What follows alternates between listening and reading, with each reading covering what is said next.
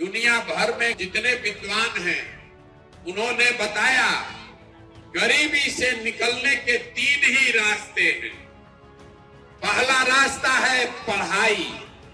अगर आपके बाल बच्चे पढ़ लिख जाएं बढ़िया तो पढ़ लिख कर लोग अपना जीवन सुधार सकते हैं।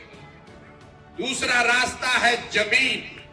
अगर आप पढ़े लिखे नहीं हैं लेकिन अगर आपके पास जमीन है तो खेती किसानी करके भी आप जीवन अपना सुधार सकते हैं।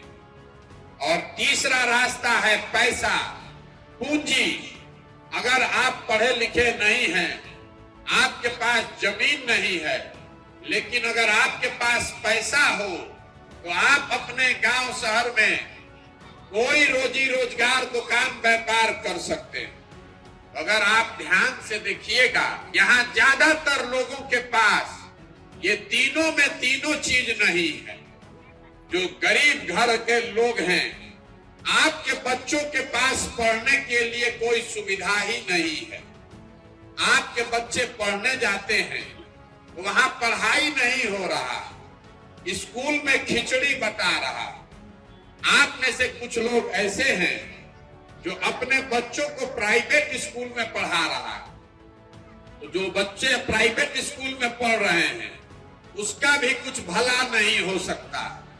इसलिए नहीं हो सकता है, स्कूल तो भले आप प्राइवेट में पढ़ा दीजिए, कॉलेज तो उसको सरकारी में ही जाना पड़ेगा। और बिहार के किसी कॉलेज में भी पढ़ाई नहीं हो रहा है। स्कूल में खिचड़ी बट रहा है, कॉलेज में डिग्री बट रहा है, पढ़ाई दोनों में कहीं नहीं हो रहा। और ऐसा नहीं है कि पढ़ाई पर सरकार खर्चा नहीं कर रही है।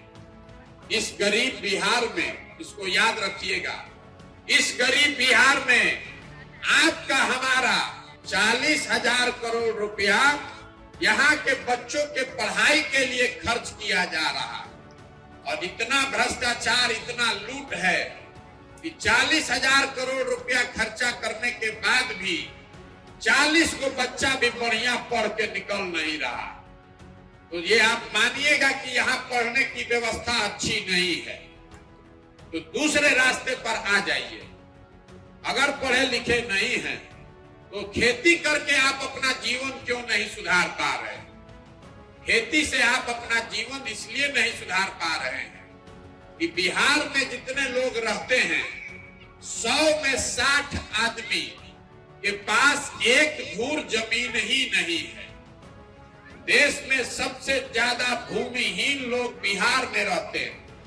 और जो 40 आदमी खेती कर रहा है जिसके पास जमीन है, उस 40 में 35 आदमी के पास 2 बीघा से कम जमीन है। यहाँ जो किसान है वो बहुत छोटा किसान है। आप जो खेती करते हैं वो आमदनी के लिए नहीं करते हैं, वो कमाने के लिए नहीं, खाने के लिए खेती करते हैं। बिहार में जो 100 लोग रहते हैं उसमें 4 से 5 आदमी ही खेती से कमाई कर पा रहा है।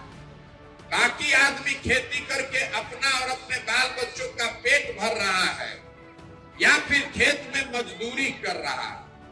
तो आपके पास पढ़ाई की सुविधा है नहीं, खेती करके अपना आमदनी बढ़ाने का उपाय है नहीं। तो तीसरा रास्ता हमने आपको बताया, पैसा, पूंजी। अगर आप पढ़े लिखे नहीं हैं, अगर आपके पास जमीन नहीं है, लेकिन अगर पैसा होता तो कुछ नहीं तो 4 गो भैंसे गाय पाल लेते। आप अपने गांव में किराना का, परचून का, खाद का दुकान खोल लेते। कोई रेडीमेड का व्यापार कर लेता, कोई गाड़ी टैक्सी चला लेता। वो आप क्यों नहीं कर पा रहे?